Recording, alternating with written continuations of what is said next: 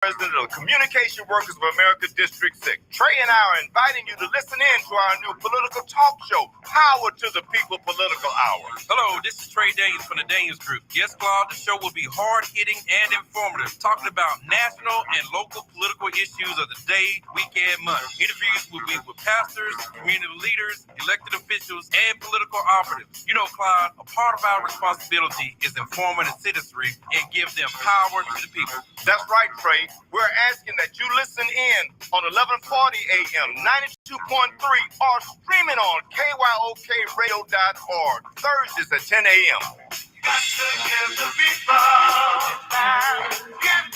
what they want. The views and opinions expressed on all radio shows broadcast on KYOK are entirely those of the hosts, guests, and callers, who are entirely responsible for all show content and do not in any way reflect the opinions of KYOK Radio, its sponsors, staff, or management. When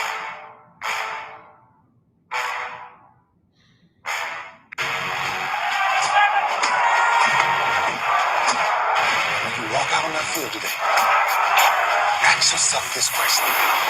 What time is it? Game time! What time is it? Game time! What time is it? Game time! What time is it? Let's go! We ready! We ready! We ready! We ready! I'm going to the house! I'm going to the house! When I step on the field, I send one message. And this is what it feels like. This is what it feels like. Football is getting hit. That's it. It's gonna be football now! What time is it? Game time! What time is it? Game time! What time is it? Game time! What time is it? Let's hunt now! Let's hunt now! Let's go! Let's hunt! We ready! I'm going to the house! I'm going to the house! We're talking about the Jets like we're talking about the Saints. You know, all this, you feel like we the Miami Heat of football. Yeah. The bottom line is you got to buckle up the chin straps. It's embarrassing. Yeah. Don't disrespect the game like that. There's too much crying from him. He's a man. They can be a hit just like us. He's a man. You already make the big money. He's a man. I'm proud when you step on the field, man. That's war out there. When I step on the field, I send one message. And this is what it feels like. Oh, my bad. Your bad don't work in my world. What time is it? Game time! What time is it? Game time! What time is it? Game time! What time is it? Let's go! Let's go! Let's go! We ready? I'm going to the house! I'm going to the house! It's a wrap. Game over. No, game is just getting started right here on the lunch break on the legendary KYOK and the all-new 92.3 FM. It is, oh my goodness, Monday. And man, we had a bunch of them. We had a bunch of them this weekend. Where do I start? You know, I mess with Todd and Longhorn Keith and Keith Hennig and all the Longhorn fans out there too much. So I'm not going to start there. It would be easy, but I'm not going to start there. I got to start with those Houston Texans down there on Kirby Drive in between Fannin. They found a way, baby. They found a way. Sugar Hill, baby. They found a way to get it done on the road in very bad weather up in Tennessee. Take me to another place and baby, them Texans got it done in Tennessee. The last place team in the AFC South knocked off the first place team in the AFC South and in the AFC on the road in bad weather, and let me just say, that's why they play the games. That's why they play the games. And let me just tell you something. I have nothing but I'm happy for. I'm trying to get my words right. I gotta get my words right. I'm happy for head coach David Culley. Yes, I am. And I'm happy for the players. Period. I'm happy for nobody else. I ain't happy for nobody. Leave me alone before you get in trouble, Jones. Jones, hush your mouth. I'm happy for head coach David Culley, and I'm happy for the players. I'm happy for the coaches. I'm happy for Coach David Culley and all the coaches. I'm happy for the players. Now, let me temper it. No, it wasn't a dominant win. No, they didn't blow Tennessee out. In fact, they got dominated by Tennessee. Tennessee over 400 total yards. The Texans were under 200 total yards. But there is no ugly win category. There's no barely won category. There's no you should have lost category. There's dubs, there's L's, and there's a T. That's it. That's it. And if you want to spend your time writing and opining about, well, how poorly the Texans played, they played well enough to win. They sure did. And in fact, let me sound like the previous guy. Hey, so-and-so, because he would call him by name. That's one thing I give him credit for. The former guy who was a head coach and general manager here in Houston would call him by name. Hey, before you start, we did win. I just want to get that out there. We did win. And then when they would say something, did we win or did we lose? That one I will respect about the only thing I respect about him. But on behalf of Coach, they did win. I don't care about the ugly. I don't care about the stats domination. Tennessee did all that, racked up all those yards, and lost. Change that narrative. I am happy for Coach Culley. I'm happy for all the coaches, including Tim Kelly. And I'm happy for the players, man. Tyrod Taylor, bruh, you pulled that thing out. 2 touchdowns, 2 rushing touchdowns. Didn't throw a touchdown from the pocket or with his arm, but he ran for 2. And for folks, you see, you got to be able to win from the pocket. Hush, you just got to be able to win, dog. You just got to be able to W-I-N. You got to be able to win.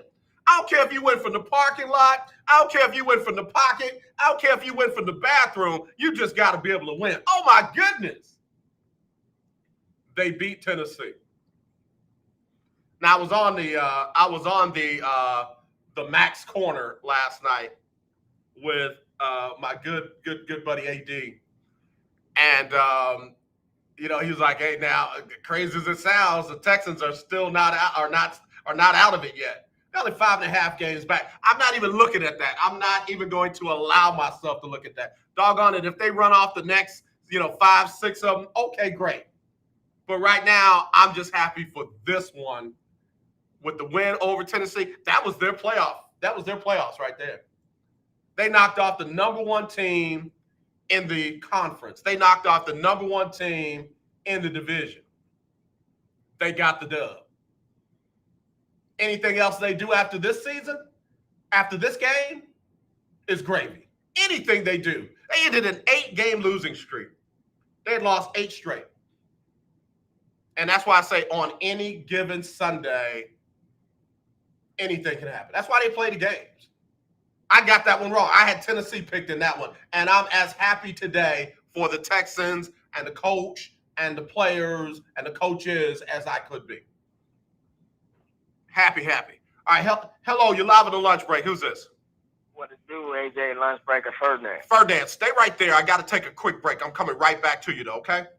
Yes, sir. All right, we'll be right back with Ferdinand right after this. Okay, we are running a car drive right now to help veterans all across America. So if you have an old car, truck, or van, even a motorcycle or an RV sitting around, you can right now give it away and help the vets. They really need your help. And your car will help support the vets and their families. And guess what? You even get a tax donation. Plus, we'll even come and pick up your car for free. And all you've got to do is pick up your phone right now and make a free free call. Now is the perfect time to do something good for the vets. Give back to the vets right now for all they've done for this country, and your old car can really help them. So call the Veterans Car Donation Program right now for free pickup of your vehicle. Help the vets and help your taxes at the same time. Call right now. 800-253-1892. 800-253-1892. 800-253-1892. That's 800-253-1892. Tune in to Table Talk with your boy, TD Blackshear, every Tuesday from 10 to 11 a.m. on the legendary KYOK 1140 a.m. and 92.3 FM. See you there. Hi, I'm Larry Scott, host of the Not So Christian and Me Show. Join me Saturdays for great fun, interviews, music, and the latest news surrounding our world today. We are the show that cares to hear your voice and opinion with real conversation in a no judgment zone. So join me Saturdays from 1 to 2 p.m. on the Not So Christian and Me Show, right here on the legendary KYOK Radio, 1140 a.m. and the all-new 92.3 FM and KYOKradio.org. You're having your lunch on the lunch break with KYOK. All right, before we call Butterball Turkey for our interview from our sponsor, let me go to Caller of the Year 2017, Ferdinand. Ferdinand, how about them Texans? And how about them, man? Good to get out front sometime, AJ, and just continue to play hard. Now you have to look. You have to go back, AJ. Now, Tyler did throw a touchdown, but they didn't give it. Right. You're right. You show right. No. It was very close. It could be either or. And unfortunately, sometimes the Texans are just not that lucky. But they persevered. They hung in there. And they did what they needed to do to win the game. Look, David Culley coaches every week. He has a game plan. If you come with a game plan every week, AJ, at some point a W is going to come. Now watch this, AJ. I still think that Tyrod Taylor, man, is 2-1 versus 0-7. So kudos to Tyrod and the whole ball club, man. You better come on with that stat. Wait a minute, what's his record, Doc? What's his record? Doc, 2-1. And I think that's batting 500. Okay? Tyrod Taylor got a winning record on a losing team, man. You better leave me alone, bro. Oh my goodness. Really, they don't give him the accolades that he deserves. He's really doing a remarkable job at the time that he had it, and you can't take anything away from him. Yeah. He has a winning record. Yeah. I can't do nothing but say you right. I can't do nothing but say you show right, bro. Lovie Smith defense showed up, and that's what you need. Yeah. Special teams, defense. You got to be in there and take full advantage of mistakes. That's what the Texans did. They fought. We're not looking for no championship team, but that's the only thing I ask for the Texans is to play like you played yesterday for the remainder of the season. Whether you win, lose, or draw, I'm happy for you. But just go out there and be competitive with the weapons that you have. If you don't win another game, just play like you played yesterday, and I'm okay with that. Yeah, they got a good chance to beat the Jets next weekend. Both of them just have 2 wins. The Jets lost yesterday. The Texans won. The Texans could possibly have a 2-game winning streak on a crazy, ugly season. So, hey, man, let's just see what happens from here. But yeah, and I won't hold you, AJ. But look, me and you both been talking about the Texans despite what they've been going through. I told you, as long as Tyrod Taylor is on a team, they have a chance to win games. The season isn't over. Continue to make plays and do what they need to do as a ball club, and you still can win a couple more games. And I'm out. Yeah. Ferdinand, appreciate you as always, brother. You have a great rest of your day. Yes, sir. Hey, when you stop working this week, you gonna work till Wednesday, or you gonna cut off before then? Bro, I'll be in this joint all week long, man. I'll be in here. I'll even be in here. I'm like Butterball. I work on Thursday, bro. Okay, well, shoot. We'll be looking forward to talking to you the rest of the week, Doc. All right, man. I appreciate you, Okay, Ferdinand. have a good one. Yes, sir. All right, you too. Caller of the Year, Ferdinand, 2017. And he's right, man. He's right. Tyrod Taylor has a winning record on a losing team. Where they writing that at? Man, listen. I'm glad this young man had a game. He didn't throw for much, 107, somewhere around there. It was ugly. Remember when the conditions were real bad in Buffalo, and everybody was telling me that the conditions were why Davis Mills didn't play well, and they got blown out like 40-something to 3 or something crazy, just outlandish. But those same conditions were going on in Tennessee last night. And oh my goodness, the Texans won. Wow. I'm not, hold on. Let me just get this out here and clear it up. I'm not slighting Davis Mills at all. I'm not dogging him. I don't dislike him. I'm talking about the coverage that Davis gets versus the coverage that Tyrod gets. Tyrod is never good enough. Tyrod never does enough. Davis has all the potential in the world. It's more about who dropped the passes and who made a great play to intercept his balls. But anything that Tyrod does, it's on Tyrod. And I don't know why I allow myself, Willie Gibson, I hear you in my head. I don't know why I allow myself to get pulled into those kind of discussions. But right now, I'm just happy for the Texans. I'm happy for Tyrod. I'm happy for Coach Culley. I'm happy for the coaches. I'm happy for them. And I'm specifically saying who I'm happy for. I'm happy for them. Oh my goodness, you got a quality win on your schedule. They beat the Tennessee Titans when they were the number one team in the AFC. They beat the Tennessee Titans when they were the number one team in the AFC South. So for all those calling for Coach Culley's job, hold on. Don't hit send yet. Don't hit send yet. I got to get Butterball on, so let me get them queued up, and we'll be right back right after this on the lunch break on the legendary KYOK. We'll be right back.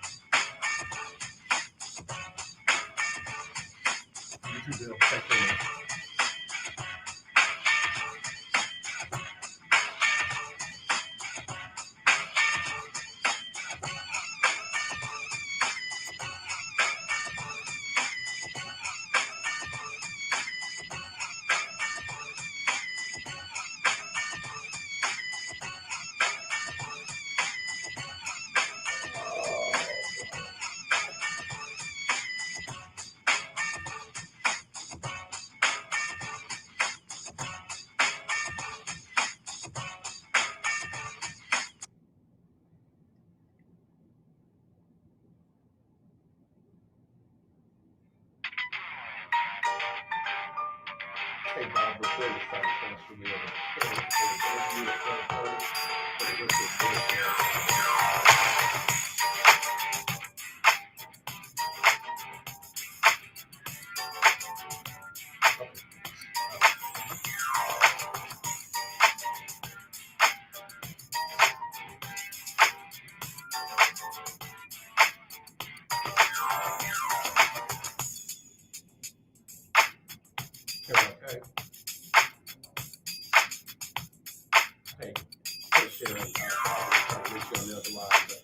I'll let her go and I'll come right back to you in a second.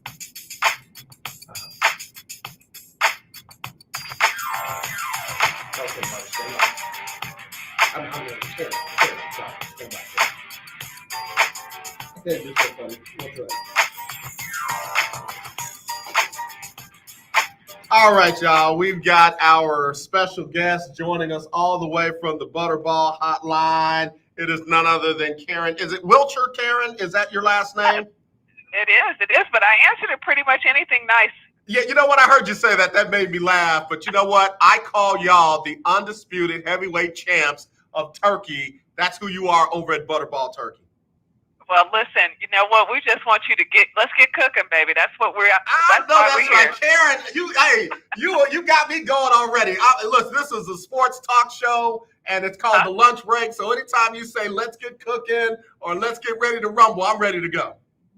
Well, you know what? It's all about the tea on Thanksgiving. You need a good game plan. I live with an ex-football player, so I'm all about making a game plan. But you know what? Real life sometimes does make you call an audible, that's for sure. Karen, you are perfect. We love you already. Now, listen, we know that we're getting close. We're only days away from that day, Thursday. If somebody has not thawed their turkey out yet, what do they need to do? Well, you know what? It's easy enough to make it happen still. Depending on the size of your turkey, you're just going to put it in what we call a water bath. And so what you do is you leave that turkey in its original wrapper, and you just get it in your stoppered sink, and you put some cold water over it. And say you have a turkey that's about 12 pounds, you can get that all thawed out in about 5 or 7 hours, just changing the water every 30 minutes. And then once you get it thawed out, you put it back in the refrigerator, and it'll be ready to roll on Thanksgiving. Now, we got Karen Wilcher joining us here on the lunch break from Butterball Turkey. She's amazing. She's helping us get ready for Thursday. Now, Karen, there are rumors out there, and what are the rumors? Talk to me. They say you can throw that bad boy in the microwave and you can thaw it out that way. What's the do's and don'ts there? I would say don't do it. Don't do it, because depending on how big your microwave is, it's a lot. It's more work than you need to have on that Thanksgiving. Most turkeys, you can, as I said, you can get thawed using that water bath method, and then you don't have to worry. You just put it in a stoppered sink or a large pot. You change the water every 30 minutes or so, and you know it will be safe. And because you want your Thanksgiving dinner to be remembered for the good food, not for anything else that you did right or wrong, right? You want it to be about the food. So now look, I said I'm ready to cook. Are you cooking? What are you doing this year? I'm the dude that's on the paper products. I'm the dude that's on the plates, the ice, and the drinks. Little brother, that's my brother. That's what we have him do, because we know better. Well, you know what? I bet you didn't know it is our birthday here at Butterball Turkey Talk Line. We are 40 years old this year. Happy birthday. I did not know that. I've been talking to Bill. I've been talking to Barbara. They never once said that. So listen, we love birthdays over here on this show. So happy birthday to you all. Thank you. Yeah, we are 40 years this year. We have been here taking the guesswork out of Thanksgiving. It is all about the tea for us here at Thanksgiving. We want you to get that turkey. We want you to get it timed. We want you to use a thermometer, and we want you to use a timer. But listen, whatever you need to know about Thanksgiving, you call us at 1-800-BUTTERBALL, or you hop on butterball.com. We're even dancing on TikTok. So, you know, we made the big. Wait.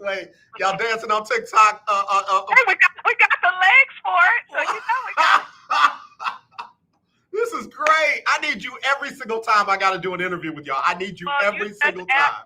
You just tell them, hey, I need to talk to my girl, Karen. But, you know, you can talk to Alexa also. We even are an Alexa-able devices. So we are everywhere your listeners need to reach us. So, you know, just reach out to us. It's all about the tea for Thanksgiving. We got some fabulous recipes to share with you. So we say go big, you know, get that big turkey. Yep. Don't even worry about it. Have those wonderful Plandovers. We have some very cool recipes that we have our Taste Kitchen seal of approval, meaning we've tested them, we've vetted them, and we got the recipes up for you to use. So just reach out to us. Now, before you go, Donna, Karen, I'm sorry, before you go, I got to ask a question because somebody sent this in. How long can you keep your turkey in the refrigerator after Thanksgiving, the leftovers, and then how long can they stay in the freezer if they divide them up and put them in freezer packs? Well, you know what? Again, it's all about the tea on Thanksgiving. So you want to get those leftovers out of that refrigerator and into the freezer within about 3 days if you haven't consumed them. And, you know, once it's in the freezer, I would say it's safe. But, you know, after a month or so, you got to worry about do I remember what I put in there? True that. That you know, and so go ahead and look. I don't think you're going to have that many leftovers because I bet you're going to have a nice group of folks. They're going to take, if they're like my family, they're taking home a plate. Let me get that plate. So there's nothing left when there's nothing to put in the freezer. But we have a really cool recipe this year where you're using stuffing, but I call mine dressing because my grandmother taught me. She's from the South, so, for her it was dressing. And you use the leftover dressing, and you basically use your waffle iron to make a handheld sandwich that you put all the leftovers in with the waffle iron. So it's very cool. It's very tasty. And I was going to tell you, 3 days, all about the tea, get it in the refrigerator, but I bet you they don't even make it to the freezer. And if they do make it to the freezer, make sure you label it so you remember. And use those in it. Karen, you're amazing. Give us one more time the number to call, the number to text, and how to find the good stuff on Alexa and the other ways to reach out. It is 1-800-BUTTERBALL, or you can text us at 844-877-3456. Talk to us on Alexa or any of those enabled devices, or hop on butterball.com because we are all about the turkey. We want you to get cooking, and we want you to cook with us. We're going to talk you off the turkey ledge. Call us, beep us, anywhere you want to reach us. Just look for us. Karen, we appreciate you. You have made my day. Y'all are open on Thanksgiving if folks need help? Absolutely, we are. Absolutely. It is our big day. So all of us work on Thanksgiving. We are here. We open up at 7 a.m. Central Time, and we will be around. And we're there the next day if you need us. So just give us a call. Karen, that's what's up. I'll be reaching out to you again real soon. Thanks for being who you are. All right. It's lovely to talk to you. All right. Karen Wiltshire, y'all. Happy birthday, Butterball. She's phenomenal. Loved it. We want to thank our sponsor, Butterball. We'll be giving away some gift certificates again this week, for any last minute things that you need, because you don't have to use it just for the Butterball turkey. You can use it for the other things that you need. So I'll be listening on Wednesday as we give another one of those away. But again, that number, 1-800-BUTTERBALL, if you got any questions, and it's not too late. You can do what she just called the cold bath for your turkey to get it thawed out by Thursday. So be sure and change that water, though, every 30 minutes. Again, 1-800-BUTTERBALL. Butterball Turkey bringing us this segment of the lunch break on the legendary KYOK and the all-new 92.3 FM. Tony, we definitely going to talk about the fight this weekend, bro. I don't know. Did Daddy stop the fight too soon? We'll be right back right after this on the lunch break. You don't sit behind a desk every day to earn a living. You're out and about making it happen. And sometimes you get a little bit behind on your paperwork, like bookkeeping and paying your taxes. It's easy to get behind on paying your taxes. It happens to the best of us. And you know what happens next. The big bad IRS comes knocking on your door. And when that happens, you need to call the good old boys at the Tax Doctor. Let them do what they do best. Deal and negotiate with the IRS so you pay the lowest you can in back taxes that the law allows. We are a 100% U.S.-based company, and we've saved our clients millions over the years in back taxes. If you owe $10,000 or more in back taxes, call my friends right now at the Tax Doctor and learn more. 800-603-9359. 800-603-9359. 800-603-9359.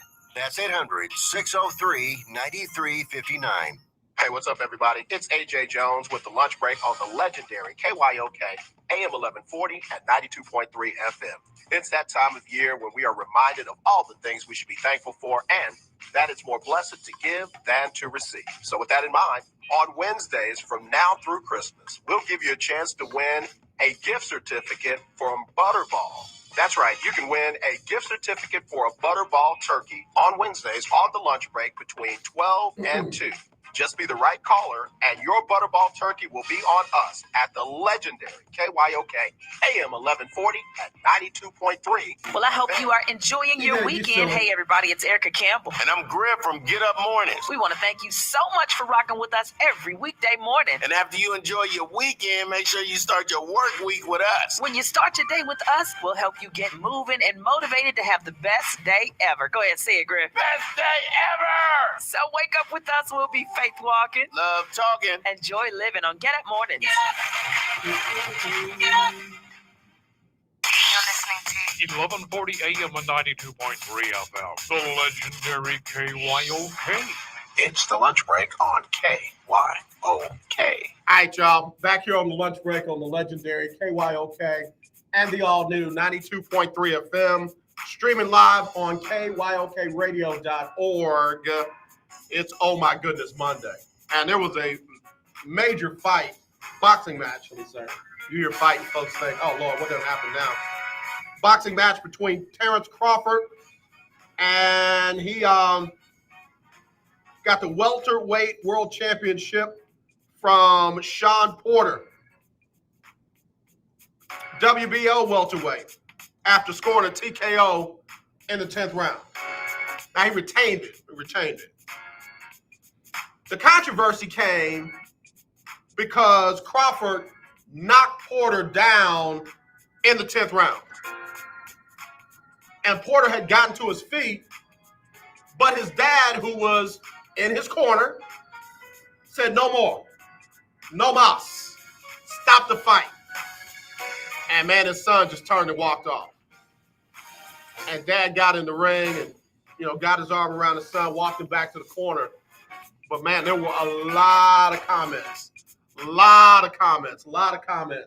where some felt like that's why you don't have family members in your corner, because they'll make emotional decisions versus, health decisions or your ability to finish decisions.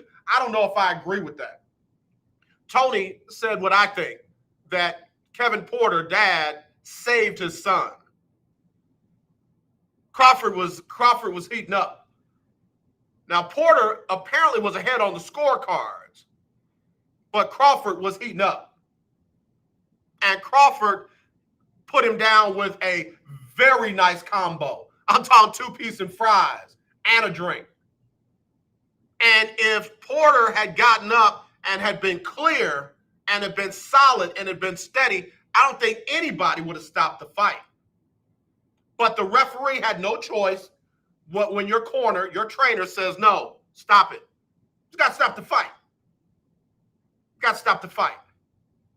Tony, Terrence is an elite finisher and could have hurt him more.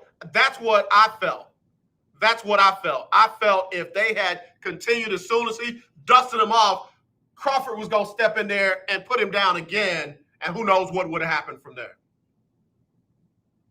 Again, I know we've got people who've boxed and who have followed boxing forever, but man, I got to trust the principles in this one, and the principles were the Porters, Crawford, the referee, the ring doctor. I got to trust them.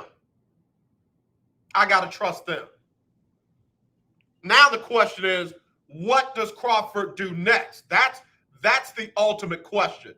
Because if it's not Crawford Spence next, I don't know. Somebody's dodging somebody. There was an old song out called Who's Zooming Who? Somebody's zooming who if Errol and Terrence don't get in the ring on this next fight. We need to see Crawford Porter again yet. Not next. Errol Spence, Terrence Crawford, get in the ring, make it happen. Your people get with their people and make that happen.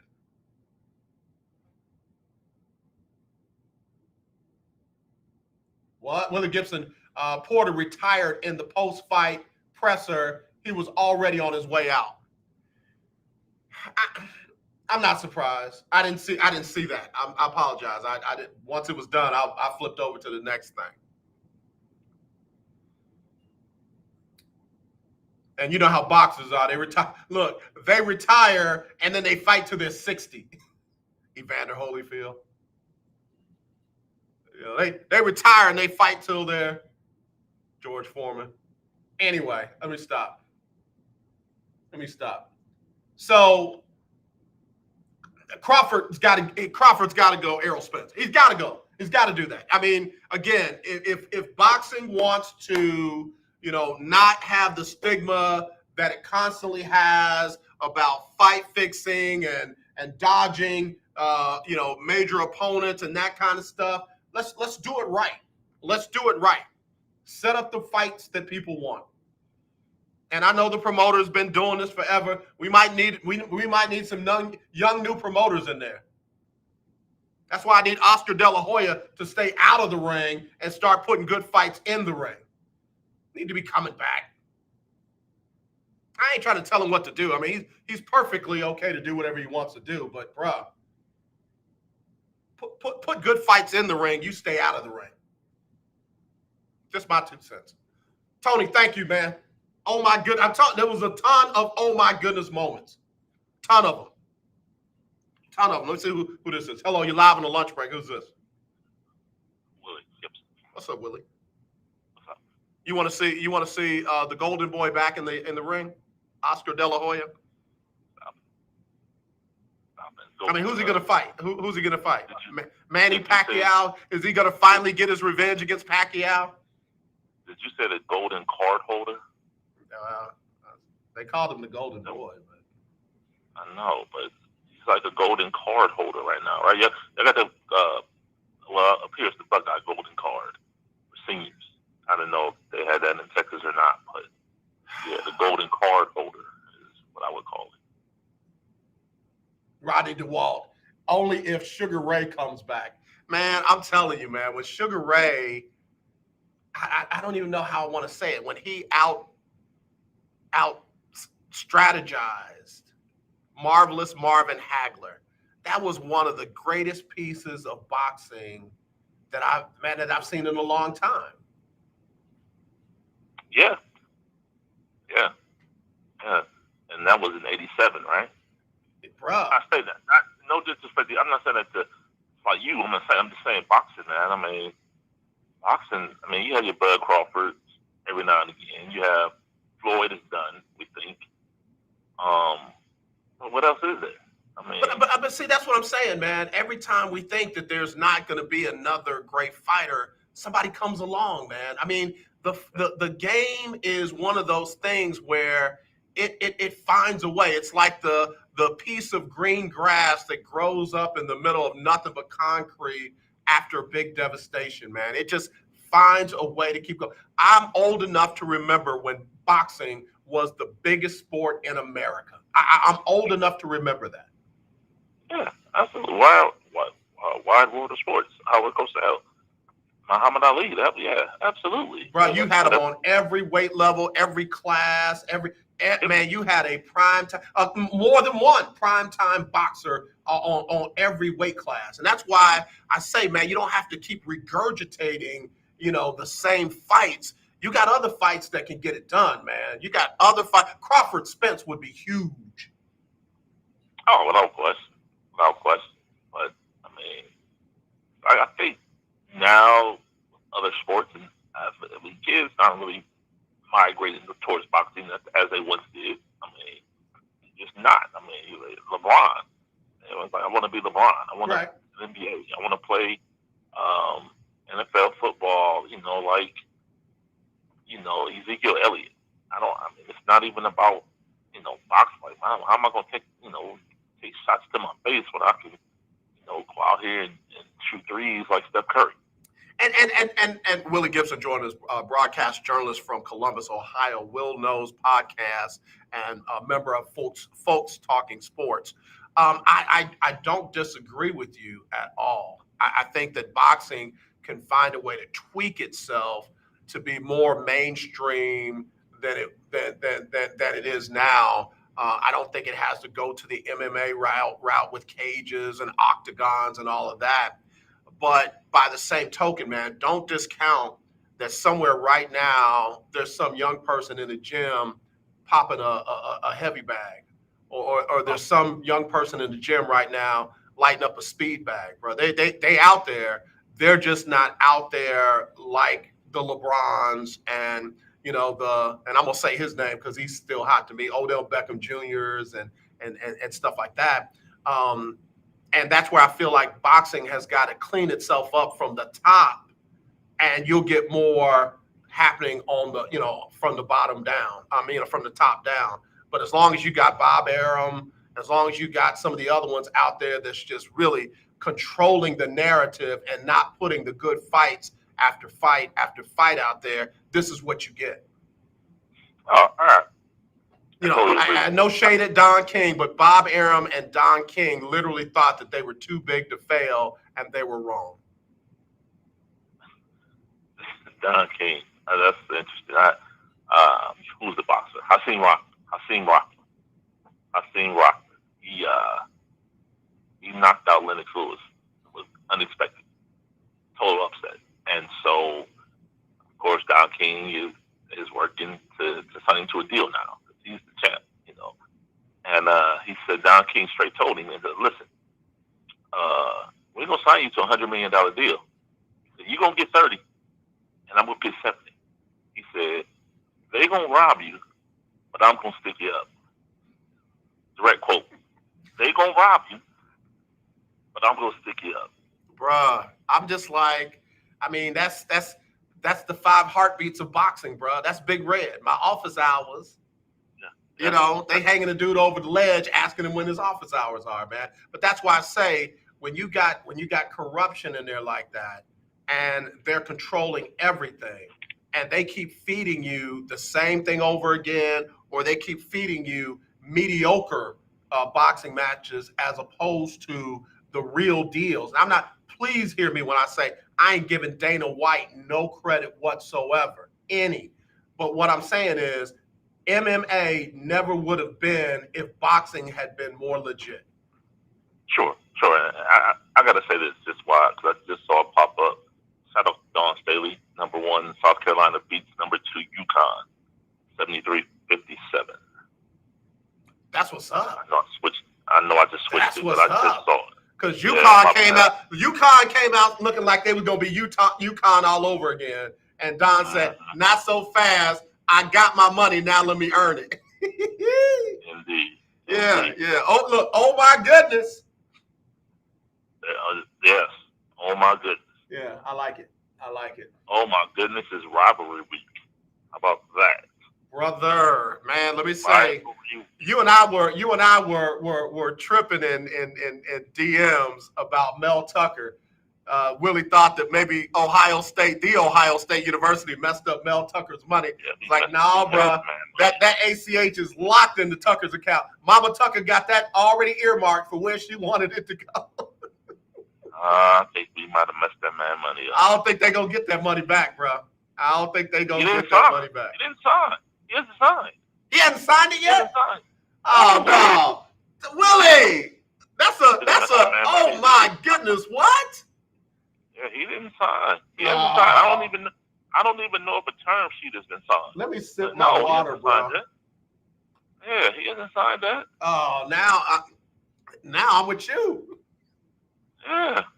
I'm with you. And this is where, man, again, I looked at the coaches poll, and, we know that those coaches are not voting. We know that. But the people that are voting for them, they need their heads checked.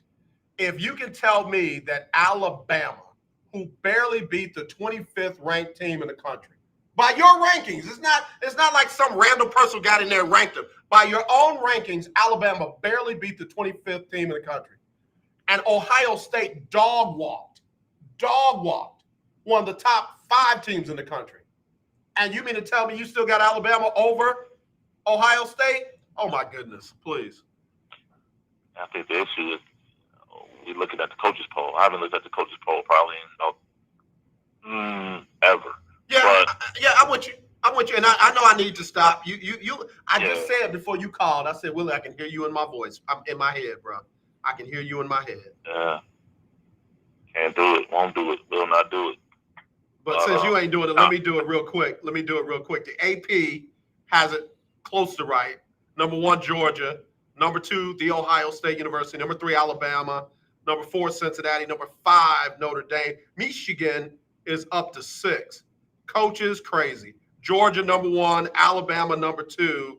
The Ohio State, number 3. Cincinnati, number 4. Notre Dame, number 5. Michigan, number 6.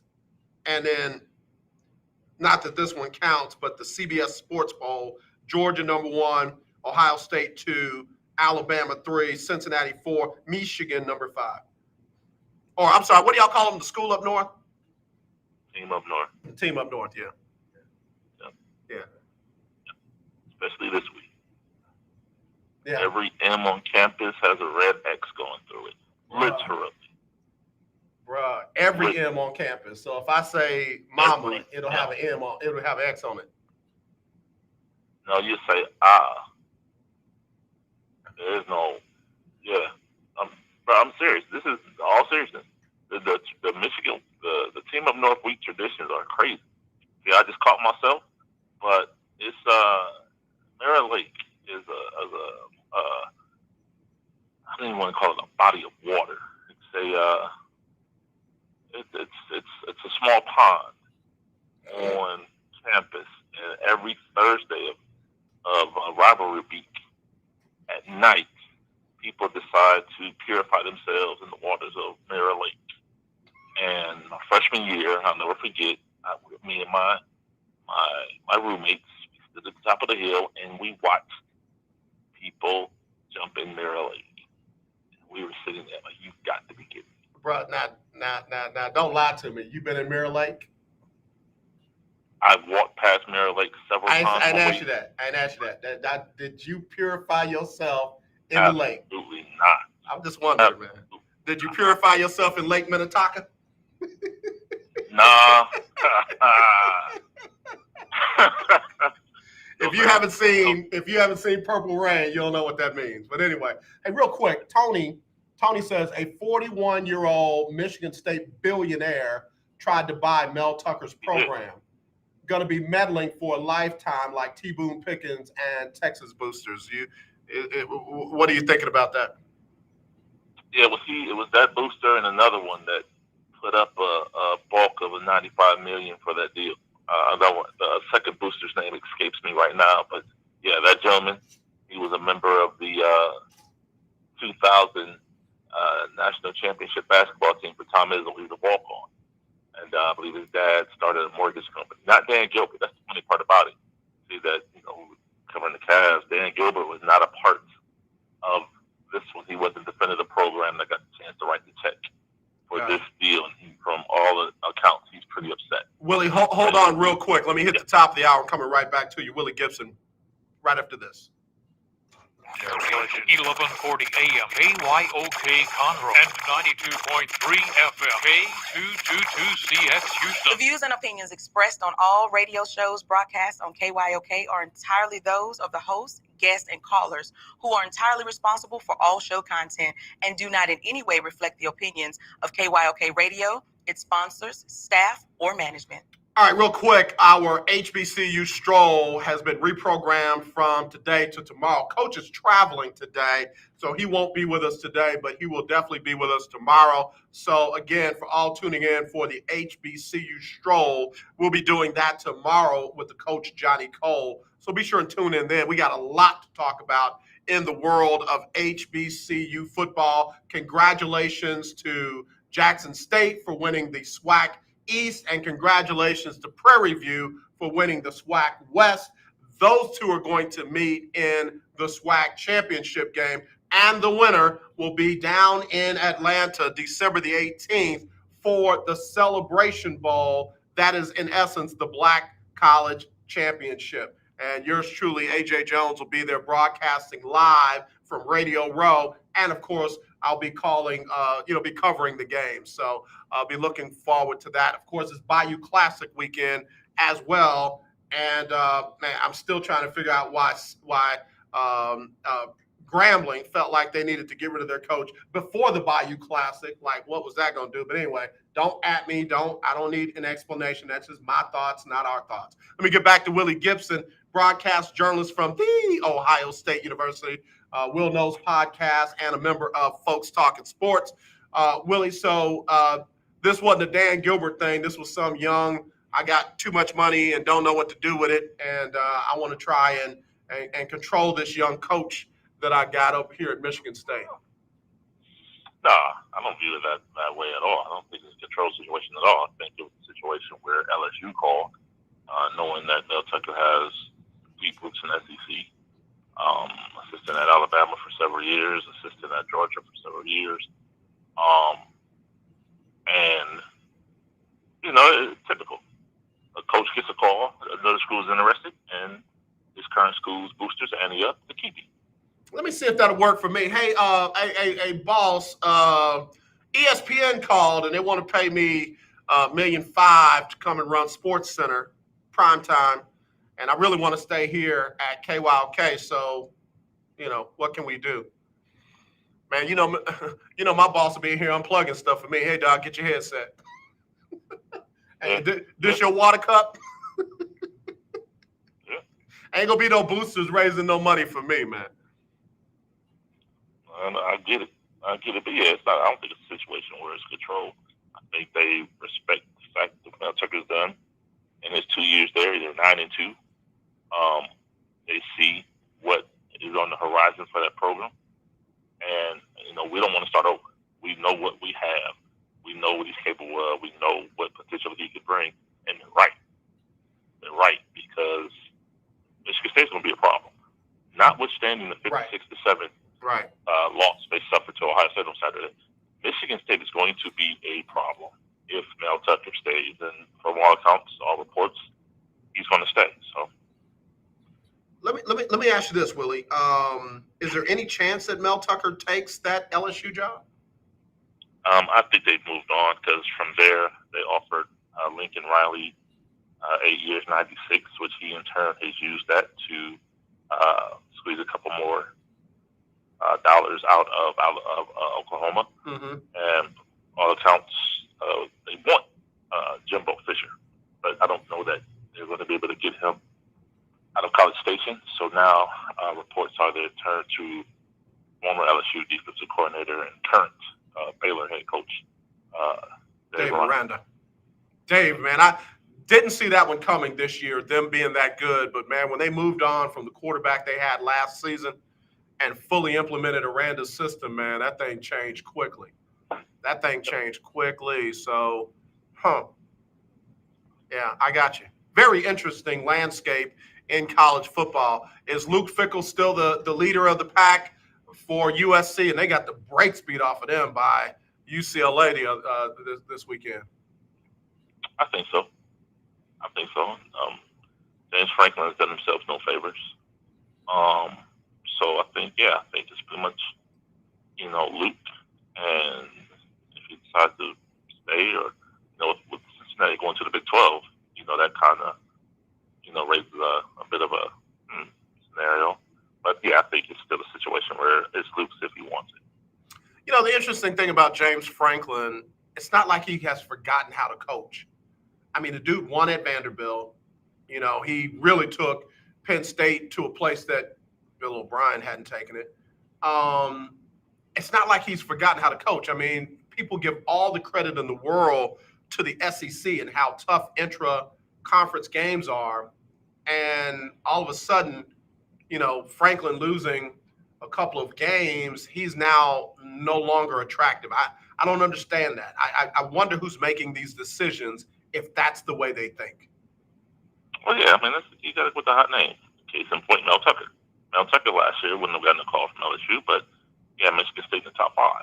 So you go with that. No. Is it always accurate? Probably not, because Dan Mullen at one point was a hot name, and we saw what happened to him yesterday at Florida. So it just, everyone goes after that hot name, and some work, some don't. Tony said that LSU and Bill O'Brien would be pure comedy. Hope it happens. LOL. That would be crazy. Bill O'Brien with that, Northeast, I'm a man. Well, he didn't say I'm a man, but he has a whole lot of that in him. He talks real crazy to the media and to people in the front office and that kind of stuff, man. I'd love to see him go down to LSU and get some of that act right. Yeah, I think they're pretty much locked in on Aranda right now. So I don't know. That's potentially, we shall see. Yeah. What about that? Miami job and the Florida job? Yeah, Florida. I mean, they're building new facilities now. That was always their issue. They did not have the facilities to attract a top flight coach. So, I mean, Billy Napier of Louisiana's name I've heard. The OC and the DC at Georgia has names have been bandied about. It's Florida. I mean, I don't know. From what I understand, I have friends that. Well, I'll say this: Gainesville, Florida, is not the most attractive. Gainesville, Florida is what? Is not the most attractive. Yeah, I lived there. I lived there for a while. Yeah, I can attest to that. Yeah, so I mean, that's always going to be an uphill battle. Yeah, I call Gainesville the land that time forgot. It's like I fell through a hole and I landed in Gainesville, and it's like, oh God, if I can get out of here, I'll never fall in that hole again. I was trying to be nice about it. Nah, ain't no need to be nice. You know me. Oh my goodness. Yeah. And everything revolves around the university. You go to a gas station and you'll find a Gators paraphernalia before you even find gas. Mm-hmm. Yeah. So we shall see. Yeah. Okay. All right. Well, I already know what your prediction is for rivalry week. I already know that this is big stuff for The Ohio State University. Man, I would sure love them to perform the way they did on Saturday, man. That thing just kept going and going and going. And, oh, yeah, to the C.J. Stroud naysayers and haters and detractors and he ain't good enough. Oh, my goodness, y'all got wrong fast. Yeah. As far as the game Saturday, I'm more subdued because, yeah, of course, we would love to have another 56-7 route. I mean, 2 years ago, last year they didn't play because that team chose not to come down to Columbus. So, yeah, 2 years ago now, it was 62-39. That's an opportunity.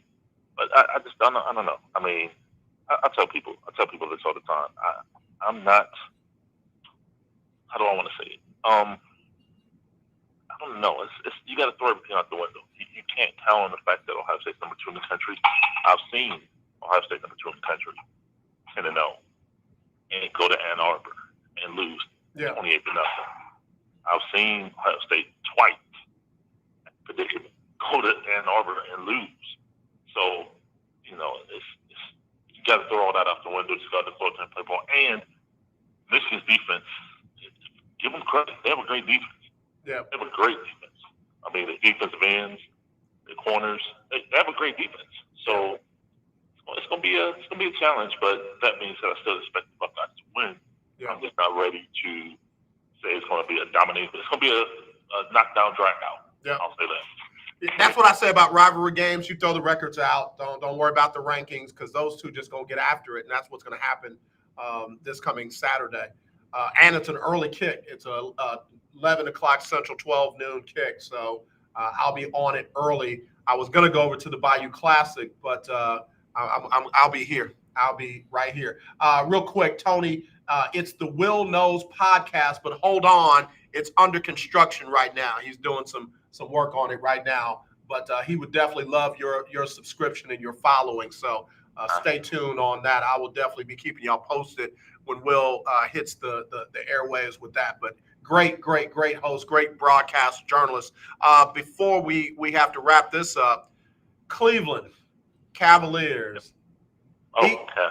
I mean, no, not Cavaliers. Browns eked out a win against Detroit. Baker didn't play well. And Shannon Sharp went in on him today. Shannon Sharp called him everything but a child of God today. And, of course, Skip wanted to defend him Are we still blaming Odell? Is he still dealing with the repercussions of Odell? Has the labrum situation gotten worse? I mean, put it all together for us, Will, because, I mean, they eked out a win, but, baby, no touchdowns, 2 interceptions, and okay, go ahead. Yeah, now the story is, he has to sit, make it easy. And, I mean, it's not just the labrum. It's the labrum. It's the heel. It's the knee. It's like 4 or 5 different things he's dealing with right now. So the question is, should he even have played yesterday? And the comparison was Kyler Murray's been sitting the last 3 weeks, and now Arizona has a bye. Colt McCoy played 3 of those games, and I believe Arizona was 2-1 in those games, maybe 3-0. I'm not completely sure. But why are you paying Case Keenum $6 million a year? And I'm not one to get in somebody's pocket. I'm not. I say that to say he's probably the top paid backup in the league, and he's only played once. And Baker's going out there, and it's the company line is he's toughing it out. No, he's not playing well. And we talked about this, you and I, last week. We got a couple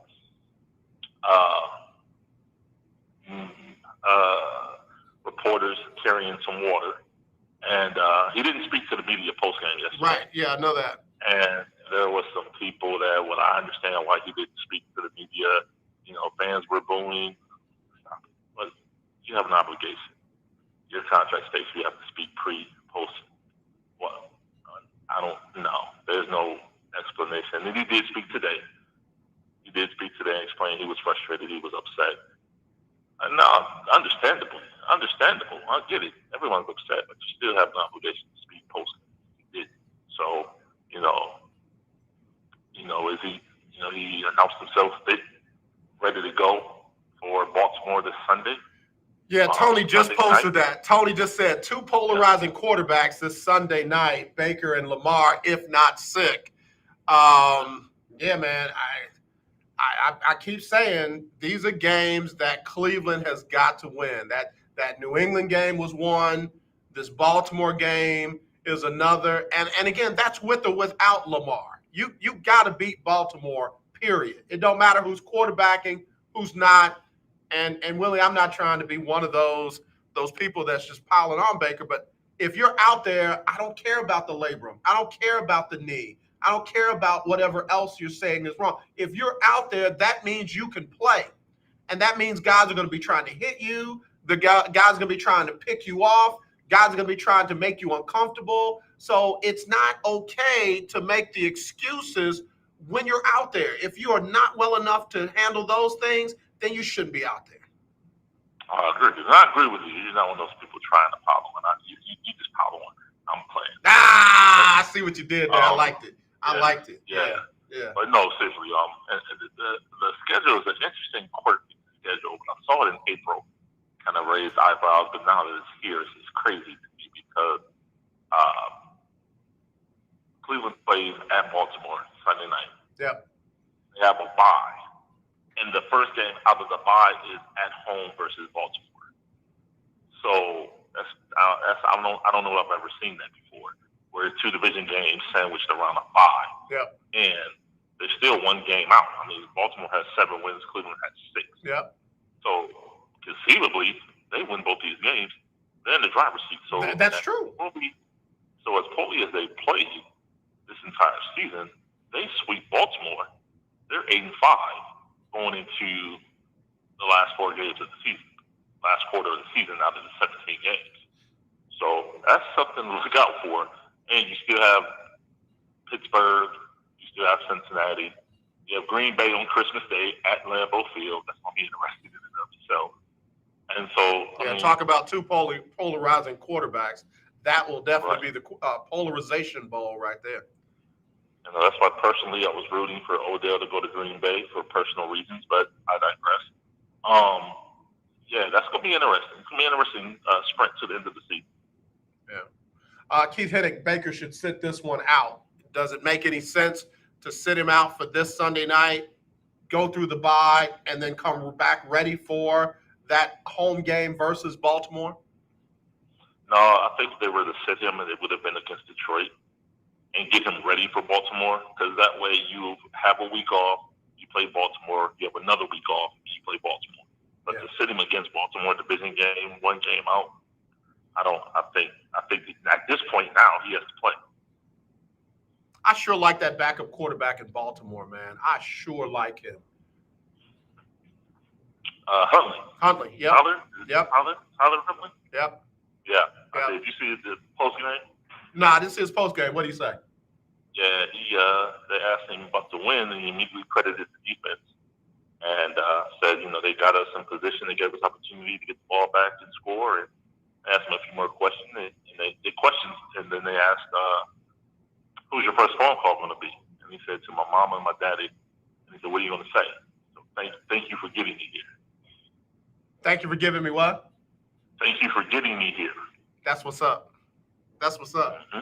Yeah, that's what's up. I like him. I like him. Under the radar, man. I like him. Like him a lot. I saw him finish up the season, 2 seasons ago? And I said then, okay, all right, now I see why they did not bring back RG3. Who? Never mind. Yeah, don't do it. Don't do it. I'm gonna do it. I'm like you. I got you on me today. I'm you. Don't do it, Willie. Don't do it. Don't do it. You can't have a sweet nickname and you get Bob Griffin. Okay. He's a media member now. He's Bob Griffin. Look, let me switch this. What's wrong with Buffalo, bro? What's wrong with Buffalo? Nothing. They are who we thought they were. I'm Dennis Creedy right now. They are who we thought they were. That's it. Like as unimpressed as I'm forcing myself to be by New England and Mac Jones. Let me say his name right because folks get all offended when I say anything other than Mac Jones. I mean, heck, if Buffalo doesn't win that division, man, somebody's got to win it. So why not New England? But Buffalo, good God. Yeah, they don't want it. They don't want it. Yeah, you got. I'm serious, bro. I can't say certain things anymore because we got too much of that going on. But, bro, dog walking is prevalent in Buffalo. You can go in there and dog walk them like crazy. 182 and 5 touchdowns. Bro. 182 and 5 touchdowns. Yeah, this is shaping up to be an interesting second half of the NFL season. And I feel like it's going to be moving time. Big statement win by Minnesota over Green Bay. The Chargers woke up against Pittsburgh. Cincinnati woke up and kept their spot in the AFC North. I mean, some very interesting game. Hey, everybody had been. Can y'all finally dig Kansas City out because a lot of y'all, not you, Willie. A lot of y'all buried Kansas City real early, and all they doing is playing like Freddy Krueger and pulling folks underground. Speaking of that, off topic, because I heard this morning. I want to get your thoughts. Eric Bieniemy to Chicago. Eric Bieniemy to Chicago? Yes. I can see that. That wouldn't be a bad move, by the way. No. Yeah, it wouldn't be a bad move at all. Yeah, I think that'd be interesting. Yeah, that would definitely be interesting. Yeah. Mike Zimmer saved his job. He saved his job. Man, I tell you what, Kirk Cousins really has divine intervention on some of his plays, man. Stuff that should just be absolutely atrocious turns out to be an Adam Thielen catch and sprint for a big first down, man. This dude can't try to throw it away sometimes. You like that, right? I don't. Just get off my phone. Willie, tell everybody where they can find you and follow you, man. I got to go? Okay. Will Gibson 7 on. Hey, you can stay with me. I try to respect your time, but I'm just saying. I got to roll. I appreciate it. Okay. Will Gibson 7 on Twitter, Instagram. Will Knows on Facebook. Will Knows Podcast under construction, so we'll be debuting that soon. Willie, I appreciate you as always, man. Oh, before I get in trouble, I get fined like Ike Turner. Folks Talking Sports Folks Talk Sports. Myself, Chris Gardner, and you got there, James Bueller. This Sunday, I believe, for the holiday. So you'll be hearing from us sometime this week throughout the holiday week. And y'all stay tuned. Willie's gonna be filling in for me sometime during my break. So I will be giving you the details of that between Willie and Dr. J. You're gonna have a good host of folks covering for me while I'm out. So Will, I appreciate you, man, and we'll be talking to you soon. All right. Look forward to it. Appreciate the opportunity. All right, no problem. Good stuff from Will, man. I appreciate him. Will Gibson, y'all. We'll be right back right after this on the lunch break on the legendary KYOK. The legendary KYOK 1140 AM. The legendary KYOK 92.3 FM.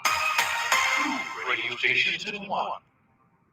Okay, we are running a car drive right now to help veterans all across America. So if you have an old car, truck, or van, even a motorcycle or an RV sitting around, you can right now give it away and help the vets. They really need your help. And your car will help support the vets and their families. And guess what? You even get a tax donation. Plus, we'll even come and pick up your car for free. And all you've got to do is pick up your phone right now and make a free call. Now is the perfect time to do something good for the vets. Give back to the vets right now for all they've done for this country. And your old car can really help them. So call the Veterans Car Donation Program right now for free pickup of your vehicle. Help the vets and help your taxes at the same time. Call right now. 800-253-1892. 800-253-1892. 800-253-1892. That's 800-253-1892. Tune in to Table Talk with your boy, TD Blackshear, every Tuesday from 10 to 11 a.m. on the legendary KYOK 1140 a.m. and 92.3 FM. See you there.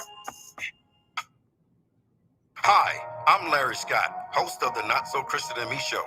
Join me Saturdays for great fun, interviews, music, and the latest news surrounding our world today. We are the show that cares to hear your voice and opinion with real conversation in a no-judgment zone. So join me Saturdays from 1 to 2 p.m. on the Not So Christian and Me Show, right here on the legendary KYOK Radio, 1140 a.m. and the all-new 92.3 FM and KYOKradio.org.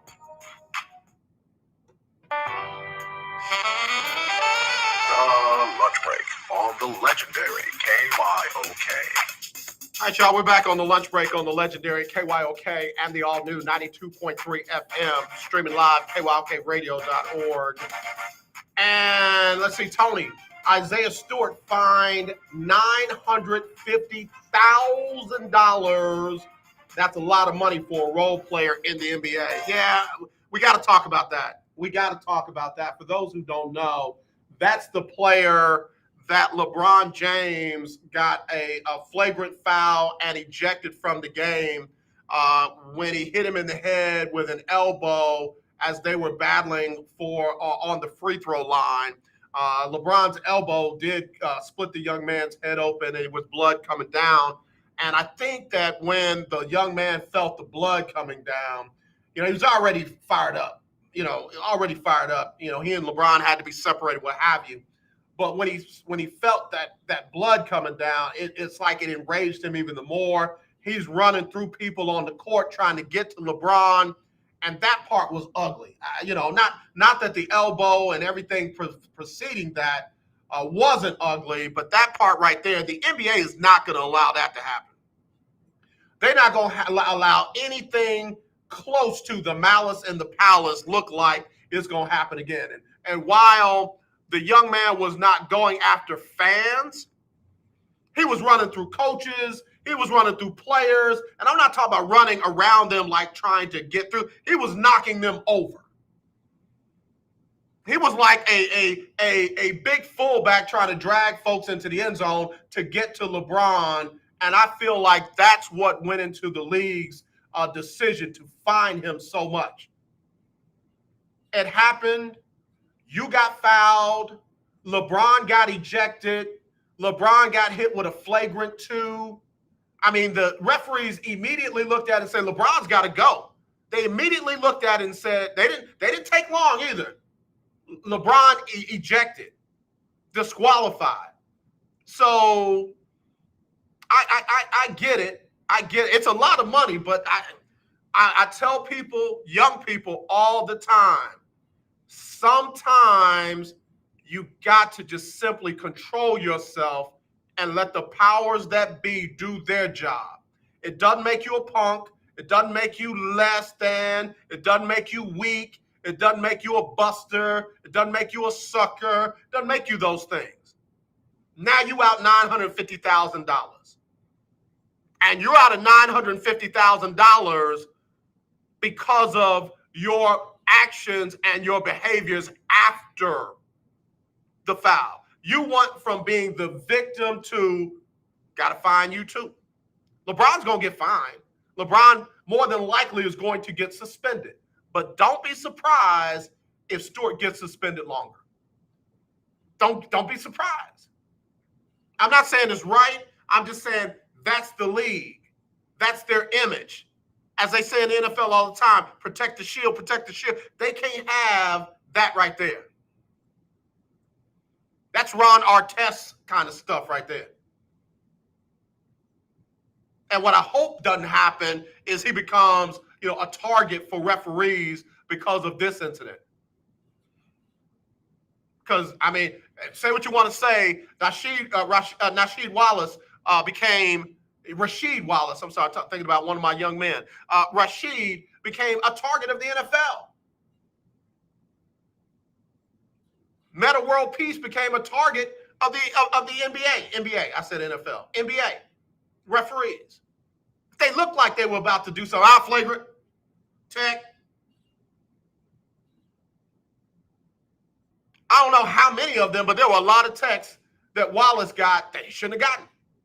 Not because he didn't do something, but because they shouldn't have been attacked. But because it was him and that reputation, I feel bad and I don't feel bad. I feel bad and I don't feel bad. I've been between people and their adversary. I've been between people and the target of the focus of their rage. And it's like, dude, just stop. Just stop. He's going to get his. You stop. No, bro. No. He ain't going out like that. You got if you can't control yourself, then guess what? People going to help control your money. I hear you, Tony. That's half. That's probably 1/3 of his salary. 20 years old. Hard lesson to learn. Hard lesson to learn.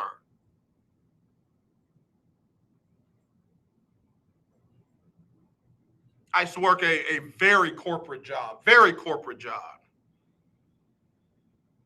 And a guy grabbed my tie and flipped it up in my face and called me a dumb blank.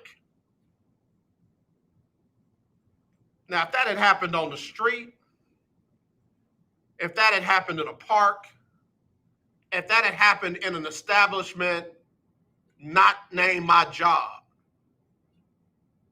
that would have went a different way. I'm not saying I would have beat him up. I'm not saying I would have done this or that. I'm just saying that would have went a different way. When he did it, I caught myself. I saw myself doing something that I didn't do. And I just looked around. I said, did you see that? I looked at somebody else. Did you hear that? And I walked away. I got two people that acknowledged out loud that they saw it and that they heard it. And a lot of people called me a lot of names, but I still had my job. He didn't have his.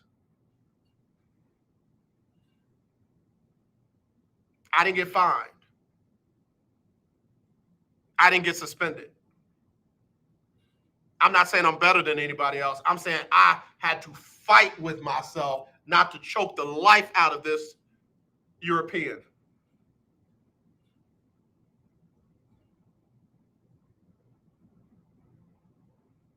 The general manager of the organization even wanted to try and make excuses for him. I said, no, that's not going to be acceptable. If I had done that to him, what would you do? He paused and tried to give me some roundabout answer. I brought him back to, if it had been me, what would you have done? Well, I would have had to let you go. There's your answer. Took a deep sigh, sent me out, called him in, and he was done. Some point, man, you got to let cooler heads prevail and let the powers that be. I'm not justifying anything that LeBron did. Now, don't make me out to be the LeBron apologist. I do think it was a little bit overblown. People battle on that free throw line all the time. And yeah, LeBron's elbow got high. Yeah, LeBron's elbow made contact. And yeah, LeBron's elbow did damage. Do I think it was malicious or intentional? I don't know. And that's why you let the NBA decide, because they look at it over and over again and decide. Hey, and whatever they decide is what they decide. But you killed that opportunity for you to be vindicated by your behavior after the fact. Folks that pride themselves, I had to cuss her out. But you got fired. But I had to let her know. Okay, all right, that's smart. You let her know. Can I borrow $20? No, you got fired. You should have kept your job. Oh, see, there you go. Now, there you went. I feel bad for the young man a little bit, but not a lot. $950,000 is a whole long lesson. If I were him, I would appeal. I'd appeal that bad boy and get to moving money and hiding money. Don't listen to me, man. Don't listen to me. Oh, my goodness, $950,000. That hurts. I lose $20 and I'm mad. I'm sick. Okay, I got a bunch of text messages in here and comments. I can't get to them all. Oh, my goodness moments from college football. Can we run down the list? Can we run down the list of oh, my goodness moments from college football this weekend? Let me see. I'm gonna try not to be biased. Here's one that is under the radar. Oh my goodness. University of Houston is 10-1 after beating Memphis 31-13 Friday night. Dana Holgorsen heard when that university president say, we fired people with 8-3 records around here. She said 8-3 ain't good enough, and all of a sudden, Dana Holgorsen is 10-1. That's an oh my goodness moment. Another oh my goodness moment is they fired Kevin Sumlin at Arizona because of his record, and now whoever they got in there is 1-10. Must be related to Scott Frost. Must be related to Scott Frost. You 1-10. Everybody talks about David Culley should be one and done. They should get rid of this coach and that coach. Baby, here's one. Here go one right here. 1-10. 1-10.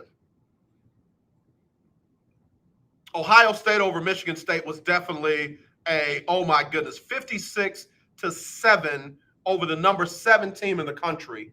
That doesn't happen often, man. That doesn't happen often. And CJ Stroud showed out. Oh my goodness. Oh my goodness. A&M over Prairie View was not an oh my goodness moment. We expected that. I'll give you an oh my goodness. South Carolina State has come back and won the MEAC. Norfolk State was running away with the MEAC division, and now the team that I kept asking, what happened to them? What happened to them? South Carolina State has come back and won the MEAC after beating Norfolk State 31-21 over the weekend. Oh my goodness. Jackson State really didn't have anything to play for. Top 25 in the FCS rankings. Deion is back on the side. Coach Prime, is back on the sidelines. Had every reason to just shut it down and get ready for the SWAC championship game, and possibly the Celebration Bowl, and they knocked off their cross-state rival Alcorn 24-10. That's an oh my goodness. Sam Houston, still undefeated. Number one team in the FCS, beat Abilene Christian 35-9. Oh my goodness. Alabama State, coachless, really. Coachless. At home, showed a little pride and beat Texas Southern 24-21. Oh my goodness. Incarnate Word up there in Keith Hennick territory. Incarnate Word up there in Keith Hennick territory, 55-14 over Houston Baptist. They're 9-2, and the Roadrunners of UT San Antonio remain undefeated after beating UAB 34-31. They're 11-0 and ranked number 22 in the country. That is an oh my goodness moment. FAMU all over their arch rival Bethune 46-21. Oh my goodness. Stephen F. Austin over Lamar 42-6. Oh my goodness. Don't look now. Baylor is 9-2 after beating K-State. Oh my goodness.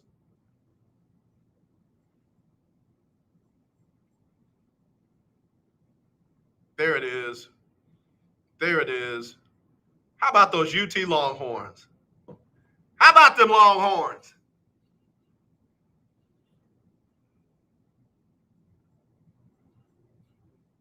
Tony said, can't stake season only on beating Bama. Entering year 4, Jimbo better stop losing 3 or 4 games per season. If I'm Jimbo, seriously, all joking aside, this is going to sound a little crazy, a little iffy. Sip my water. If I'm Jimbo, I consider that LSU job. If I'm Jimbo, I consider that LSU job. I do. I consider that LSU job because, Doc, no matter how good, and I think last year's team was better than this year's team, and where they end up, number 4 when it was all over, but outside of the top 4 that made it to the playoffs. I just feel like A&M, for whatever reason, is just not going to get over the hump. Alabama, Ohio State, those are the humps. Those are the humps. If you're not them, you're trying to get over them. LSU has done that before. LSU has been on top and won the national championship. Jimbo Fisher might be the right guy to go down there and get them there again. But you're right, 3-4 losses at A&M on the regular, eventually somebody's going to say, all right, well, you know, there's another young, hot coach out there. Let's get him.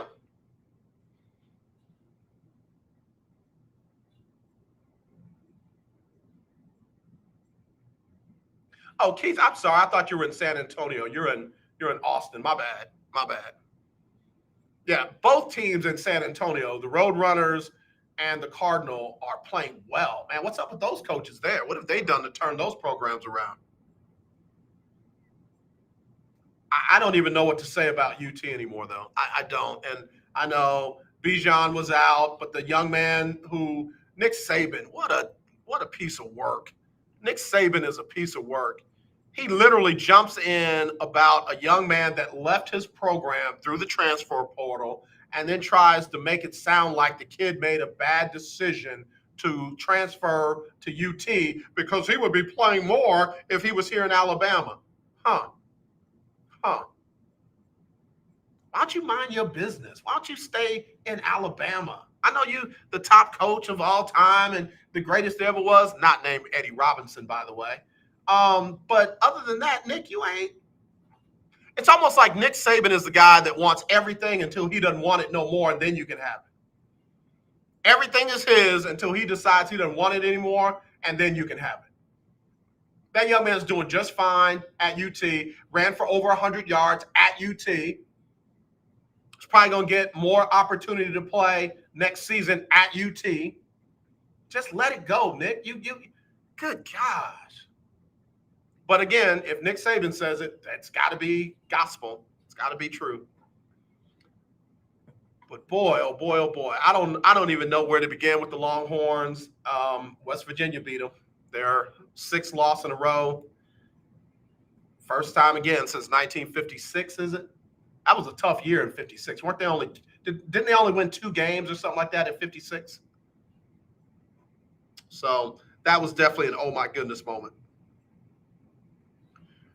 Scott Frost, after another close loss, going on and on and on about a non-call.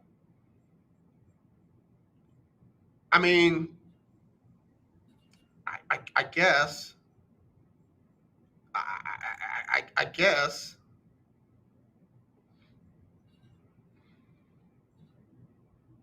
I really almost feel like I shouldn't say anything anymore. They lose to Wisconsin 35-28. It wasn't a 1-point loss. It wasn't a 3-point loss. Lost by a touchdown.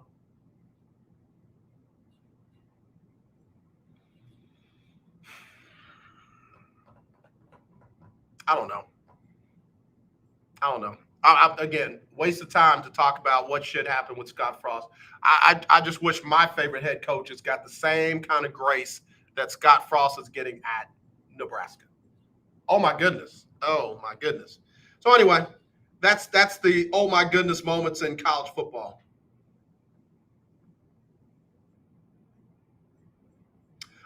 Clarence said, AJ, it was a hand of LeBron, not an elbow. And there you go. Their arms are flailing. When you're boxing out on the line, arms are flailing. A guy kind of hits you on it, and then you do that, and it happens. Natural flow of the game, but obviously it was aggressive because the referees looked at it and decided LeBron had to go. But everything that Stewart did after that was just unnecessary.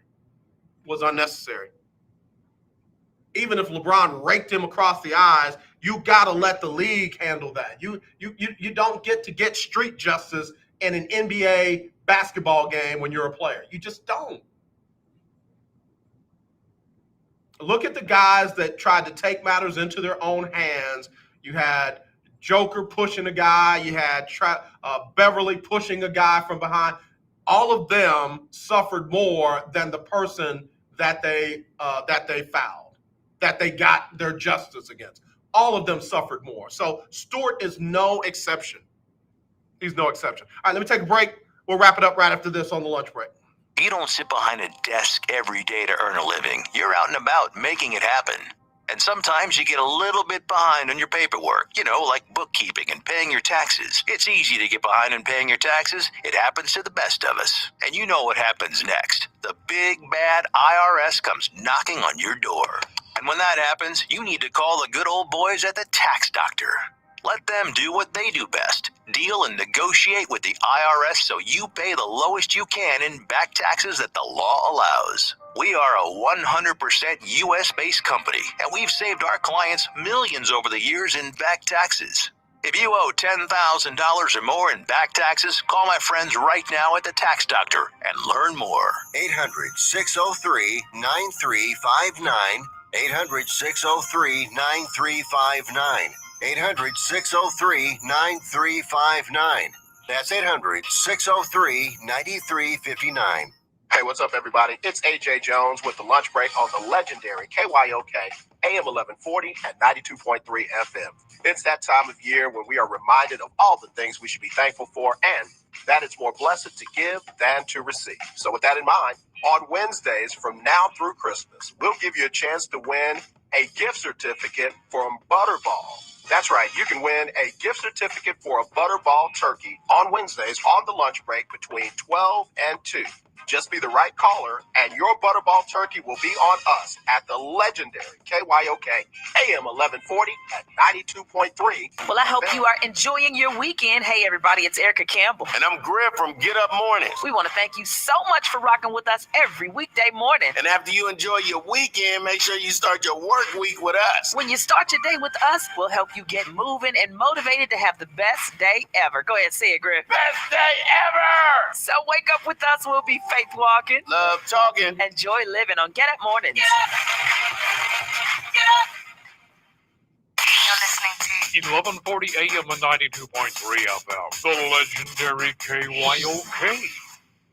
Do you have high blood pressure or diabetes? Are you over the age of 65 and covered by Medicare? Then pay close attention to this message. Medicare has introduced some new benefits to help consumers during these cautious COVID-19 times. They realize many of you don't want to leave your home to visit a doctor. So now you can get a remote patient monitoring device shipped to your home at little or no cost to you. Now your doctor can identify your problems in real time, which could potentially save your life. Victory Medical can easily ship this monitoring device directly to your home at little or no cost to you. If you have high blood pressure or diabetes and you're covered by Medicare, make this free call right now to see if you qualify for a new remote patient monitoring device. Call now. 800-213-9527. 800-213-9527. 800-213-9527. That's 800-213-9527.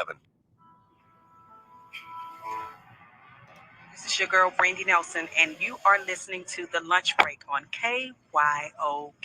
Thank you very much there, Brandy Nelson Mack. Appreciate that drop right here on the lunch break on the legendary KYOK and the all-new 92.3 FM. Real quick, let me read this. T-Dub says, man, you LeBron apologists act like he just can't do anything wrong. Hit that man in the face, split his eye open, and he's supposed to just sit there and take it. I am not apologizing for LeBron. I said it multiple times. I am not apologizing for LeBron. I gave my opinion. I felt like it was in the natural flow of the game, but then I also said the referees immediately looked at it, thought it was aggressive, and they got him out of there. Done deal. Everything that the young man did after that was a problem. I said the same thing when the Rockets tried to get in somebody's locker room after the game, after, some hard fouls against the Rockets. That's unacceptable. And guess what? All of those guys got suspended. I'm not an apologist for anybody. LeBron ain't paying me for nothing. And I'm not the dude, what was his name? Used to be with Fox, and now he's doing his own thing that tries to make his whole career off of, dogging everything that LeBron James does. I'm not him. The best people make bad choices, bad decisions. That was one of them. LeBron shouldn't have done that. Even if it was in the natural flow of the game, guess what? Technical foul, tech 2, what was it? Flagrant foul 2, suspension, and wait to hear from the league on a fine and suspension from the game. I mean, from being able to play. That's what I said. But T-Dub, go off. You go right on off, bro. You go right on off. You heard what you wanted to hear, and then you responded the way you want to respond. Let me say this. Thank you for listening. I appreciate you. All right, so let me wrap it up. Got to get to birthdays. Got to get to Sybil Wilkes. Got a lot to do. Texans ended their 8-game losing streak. Oh my goodness, with a 22-13 win over the Tennessee Titans, who had won 6 in a row coming into that game. The Texans will host the New York Jets Sunday at noon. The Cowboys couldn't find the end zone. Couldn't find it. They lost 19-9 to Kansas City. 3 field goals were all they were able to manage. Again, they will get a chance to bounce back when they host the Raiders this Thanksgiving Thursday, 3:30 Central. New Orleans lost their 3rd game in a row after losing 40-29 to Jalen Hurts, Channelview High School, and the Philadelphia Eagles. They're going to host Buffalo Thursday night at 7:20. Remember the guy that called the game with Troy Aikman a couple of Sundays ago?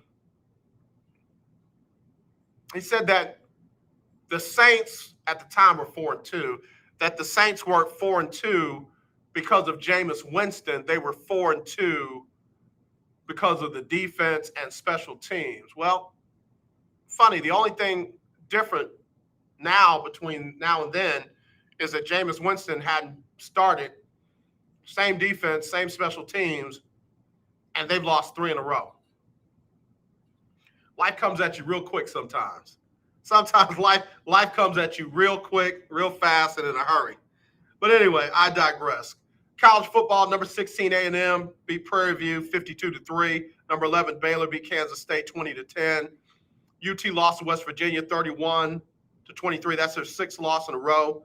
Number 22 UTSA beat UAB 34-31. Sam Houston, as I said, remained undefeated. TSU lost to Alabama State. Northwestern beat McNeese. Incarnate Word beat Houston Baptist.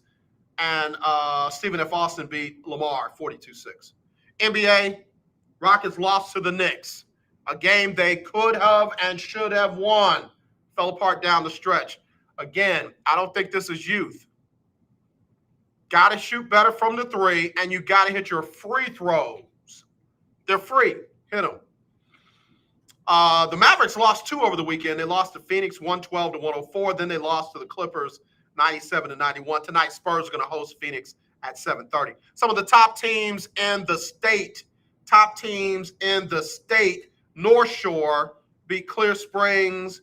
It was Katy beating Stratford. They are 2 of the top teams in the state. Also, Westlake High School got a big win. And Lake Travis, also one of the top teams in the state, they got a big win as well. So there you go. Those are your quick updates. All right, let me get some birthdays in here real quick, and then we'll hear from Sybil Wilkes, and we will call it a show. Anybody who celebrated a birthday over the weekend or today, I want to celebrate those for you real quick. And got a couple of interesting celebrity birthdays today I want to talk about. We'll get to those in a second. Let me get these birthdays, though, real quick. All right, happy birthday going out to Monique Mosley. She's 54 today. Peggy Holden Kennedy is 54. Michelle Wilson Allen celebrating her birthday along with Mark Harrison. Joseph Williams is celebrating his birthday. Henrietta Harris, Deborah Jones, Mance Berry, 56. I got an interesting story about Mance Berry. I'll have to tell you that another time. Tiffany Carol Curtis Jones is celebrating her birthday. My former attorney. And Russell Thompson, Pastor Russell Thompson Jr., celebrating his birthday today. All right, let me celebrate the celebrity birthdays as well. Tennis star Billie Jean King celebrating a birthday today. 12 Grand Slam titles, 12 Grand Slam single titles, 39 Grand Slam titles in all. She was born in Long Beach, California on this day. And then another tennis star who was one of my favorites, Boris Becker, was celebrating a birthday today, born in Germany. And Boris, I tell you, one of my favorite players of all time. Happy birthday to you and yours. Again, get them, Usher. Oh, go shawty, it's your birthday. Ooh, it's your birthday. Go shawty, it's your birthday. Today's your day. Happy birthday to you. Happy birthday to you and yours, especially those celebrating anniversaries today. It is your birthday or anniversary. Happy birthday and anniversary to you. Here's Sybil Wilkes with what you need to know. That'll do it for me. Lord say the same. I'll be back tomorrow for Talk Your Team Tuesday. We'll have the coach, Johnny Cole, in the second hour tomorrow, and we will get that HBCU stroll on. Had to reprogram it for today. He is traveling. As always, let's not be divided. Let's be united. I do love you, and there is nothing you can do about it. All right, here's Sybil Wilkes with what you need to know. It's Sybil Wilkes with what you need to know. Today is Monday. Yep, we're back at it. November 22nd, 2021. Number 1, Kyle Rittenhouse, a white teenager who took a gun to patrol a Black Lives Matter protest and ended up killing 2 people, was acquitted by a jury on Friday. In Georgia, 3 white men are on trial and facing a jury for pursuing and shooting Ahmaud Arbery. Their decision could come as early as this week. Each case is distinct, but they weave together the forefront issues of reckoning over issues of race, justice, and gun violence. Number 2, the black principal of a majority-white Texas high school who has been embroiled in a controversy over critical race theory has been forced to resign. Parents accused James Whitfield of pushing critical race theory, or CRT, which has become a flashpoint for people who say efforts to teach America's difficult history on race. Texas is one of 8 states with broad new laws banning the teaching of critical race theory. Read more about it in today's newsletter brought to you by the Texas Black Women's PAC. Number 3, over the weekend, an advisory panel to the CDC unanimously voted to recommend Pfizer and Moderna's COVID-19 booster shots to all adults. The decision aims to simplify who's eligible for an additional dose. The recommendation makes all adults eligible for a booster shot 6 months after vaccination with the 2-dose vaccine from Pfizer or Moderna, or 2 months after vaccination from the single-dose Johnson & Johnson vaccine. Number 4, the late rapper Young Dolph was gunned down and murdered Wednesday while purchasing cookies for his mother in his hometown of Memphis, Tennessee. Police in Memphis have released photos of the suspects believed to have been involved in the fatal shooting of the rapper. So far, no arrests have been made, and police are asking anyone who may be able to identify the suspects to come forward. Number 5, for the first time in its 60-year history, Disney has welcomed Black Santas to the happiest place on earth. Although Disney did not make an official announcement, fans have reported seeing Black Santas at the Disneyland in Anaheim, California, and Walt Disney World in Lake Buena Vista, Florida. Including African-American Santas for the first time in Disney's Christmas celebrations follows changes demanded to old-school park rides like Pirates of the Caribbean and Splash Mountain, cited for misogynistic and racist themes. Here's your daily inspiration from Yogi's Jewels. Always have pure intentions. Always. Join me today live on YouTube and Facebook at 7 p.m. Eastern, 6 p.m. Central, as we welcome back to our merry band, comedians Chris Paul and Huggy Lowdown, and of course, social justice activist Coy Malone, as we discuss today's top headlines and more. Thank you to our What You Need to Know partners, the Black Alzheimer's Brain Study at the University of North Texas Health Science Center at Fort Worth, Alpha Kappa Alpha Sorority Incorporated, and the American Heart Association. To subscribe to my free daily newsletter, please visit SybylWilkes.com. Be informed, be empowered. It's Sybil Wilkes with What You Need.